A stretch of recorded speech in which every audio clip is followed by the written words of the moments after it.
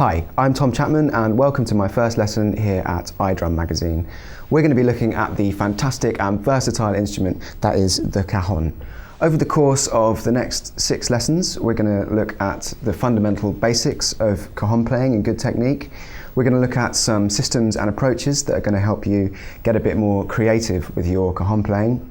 We're going to talk about a bit about the history of the instrument, and we're going to look at possibilities for integrating the cajon into percussion and drum setups.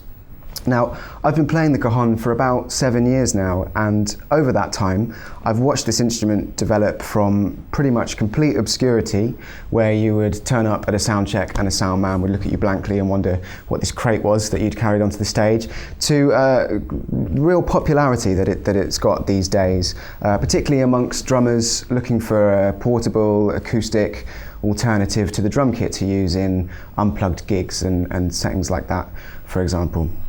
Now, I'm playing a De Gregorio Chanila cajon, which is a fantastic instrument. It sounds like this.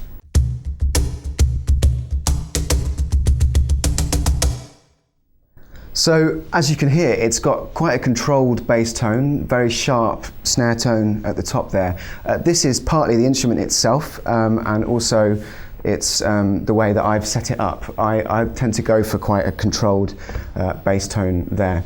Now, although the cajon, as I said, is very popular now as an alternative to drum kit, and it's easy to see why with this bass and snare sound, a lot of people don't realise it's actually got a 200-year history. It was first known in Peru around about the turn of the 19th century, and it's evolved ever since then.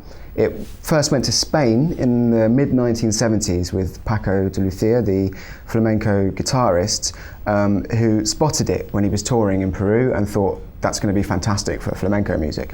So over the last 30 years, cajon players and cajon makers in Spain have really pushed the evolution of the instrument so that we get to a point where we're playing something like this. Something that doesn't actually sound so rustic as you might think with its very humble beginnings, as we heard with the controlled bass tone that it's got and the nice sharp top. So how do we go about playing the cajon? The first thing to think about is how we sit on it. It's really important that you stay upright, that you're comfortable. Those two things are very important. Now, a common mistake that people make straight off when they play the cajon is they reach way too far down and get the bass tone in the middle here, like this. Now this, as you can see, is going to cause a lot of strain to your arm. It's going to mean that you're bending over all the time. It's not great for technique. In fact, you can actually get the bass tone from around about this area, not very far down the drum at all. Now I tend to play it just here, and if I place my wrist at the top of the drum, where the fingers impact is actually perfect for bass tone. There are different ways of getting the bass tone, and it depends what type of music you're playing. I predominantly go for this wrist-based technique, and I attack the drum with the majority of the fingers, or at softer dynamics, just the tips. I'll just show you how that works.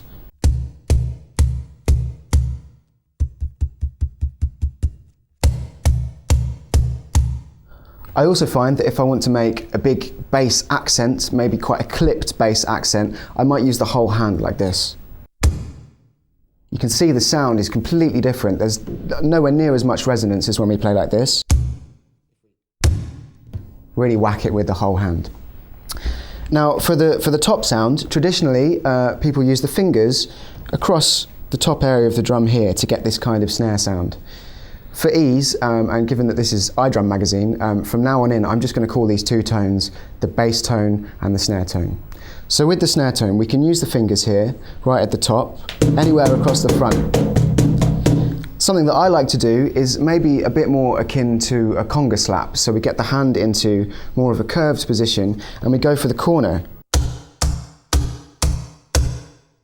I find this works really well in high volume music where you need a bit more attack, and I also just really like the sound of it. The way I go about achieving this is that the contact point is right in the middle of the palm here, and it's on the top corner of the drum, like that. When the fingers hit, they come away immediately. This is a really important point, that we let the fingers have some rebound. Okay, much like when you're playing drums with sticks, the rebound is as important as the stroke itself. A lot of people find that playing the cajon can tire them out very quickly. They can get sore hands. This is one of the key things that's going to stop that happening. Now, as you learn to play the cajon, you may find that it hurts a little bit at first, but you'll soon develop sort of callousy fingers, you know, a bit of resistance to it and tolerance. And once you've got that, it should stop hurting. If it is hurting all the time, you need to really think about your technique. If you think about it, the cajon, although it is a wooden box, it's not actually that much harder or thicker than the skin that you might have on a conga or djembe. So once we're sitting comfortably and we're making a good sound, it's important that we work on creating a consistent sound. That's really, really important on all instruments. And if you develop consistency on the cajon, that's one of the things that's going to set you apart from people who just have picked it up, having a go at it. You know, this is really going to help your playing. You may have noticed that I lean back slightly. There's a couple of reasons for this. Firstly, I'm quite short, so I find that with the length of my arms and my legs, if I lean back slightly like this, then my back's actually relatively straight and upright when I'm in a playing position. The other reason is that I tend to use pedals when I play, and I sometimes do some pitch control on the front with one foot, which I'm just going to demonstrate to you now. This is something we're going to come back to in later lessons, but if it's something you think you might be interested in, that might inform what posture you take. But like I said, make sure you're comfortable, balanced, and making a good sound. Now, I want to show you some very simple exercises that are going to help you develop the consistency of your sound.